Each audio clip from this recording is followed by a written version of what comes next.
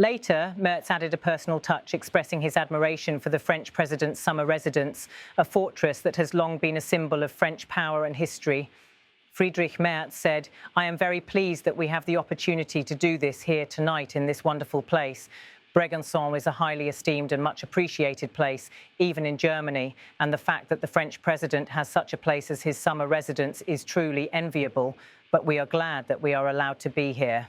His light-hearted comment drew smiles and underscored the friendly rapport between the two leaders.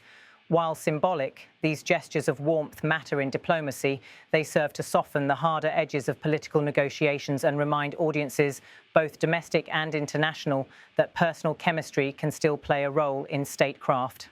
Behind the cordial exchanges, however, lay urgent strategic questions. The war in Ukraine continues to shape every aspect of European policy, from defence to energy to economics. Macron's reference to Europe's geopolitical position in the face of Russia's aggression made clear that both Paris and Berlin see their leadership as essential in sustaining support for Kyiv. The Franco-German partnership has long been tested by differing approaches to Russia. France has traditionally sought to keep channels of dialogue open, while Germany's reliance on Russian energy left it cautious in its responses until 2022 forced a dramatic policy shift. Today, both leaders appear determined to close ranks. By framing their partnership as perfectly aligned, Macron was not just describing the present moment, but making a deliberate assertion that Paris and Berlin will not allow internal divisions to weaken Europe's stance against Moscow. Merz, in turn, reinforced that unity must extend beyond the two capitals, binding together the entire European Union. Macron's emphasis on building a stronger Europe economically, commercially, monetarily reflected the dual challenge Europe faces, managing internal growth while withstanding external pressures.